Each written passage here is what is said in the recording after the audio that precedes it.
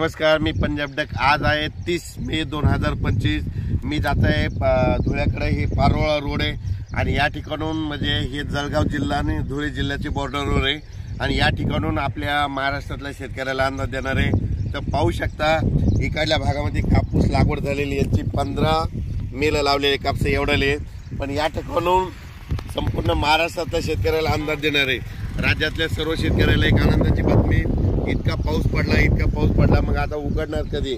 तर राज्यातल्या शेतकऱ्याला सांगू इच्छितो की म्हणजे उद्यापासून 31 मे पासून तर 6 जून पर्यंत असं जोरानं वारं सुटणार आहे। पाऊस काही येणार नाही, त्याच्यामुळे काही चिंता करायची गरज नाही। पण राज्यातल्या शेतकऱ्याला सांगू इच्छितो की तुम्ही काय करा, शेतीची कामं या 4-5 म्हणजे 6 जून पर्यंत करून घ्या, कारण की राज्यामध्ये 7, 8, 9, 10 जून 4 दिवस परत पाऊस येणार आहे, म्हणून हे लक्षात घ्यायचं।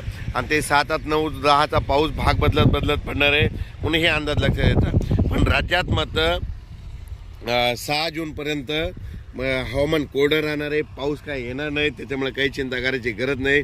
फक्त आजपासून बघा तुम्ही, आज जोरानं वारे सुटतील, वारे सुटल्याच्या नंतर काय होईल, उद्यापासून चांगलं कडक सूर्यदर्शन होणार आहे, म्हणून